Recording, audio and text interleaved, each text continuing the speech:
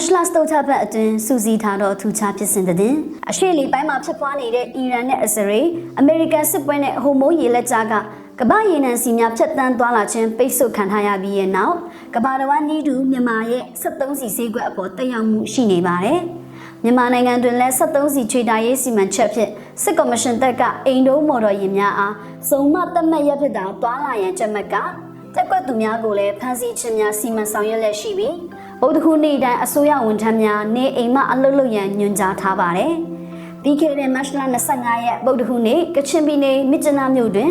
တက်စီအုံပြုရသည့်ရင်များမစီရကန့်သက်ချက်ကိုစတင်ကျင့်သုံးကရင်ချင်းရေးများကကားဆိုင်ကယ်များဖမ်းဆီးကပညာပေးပြောကြားခြင်းများပြုလုပ်ပြီးနောက်ကားဆိုင်ကယ်များကိုပြန်လွှတ်ပေးခဲ့ပါတယ်။သို့သော73စီဖြင့်မောင်းနေရသည့်ရင်များကိုဒါကန့်သက်ချပြီးဘက်ထရီဆိုင်ကယ်နှင့် EV ကားများစီးနင်းခွင့်ရကြောင်းသိရှိရပါတယ်။လာမယ့်ဧပြီလ1ရက်မှစကဗုဒ္ဓဟူးနေ့တိုင်းတက်စီအုံပြုရသည့်အိမ်တုံးရင်များသွာလာပါက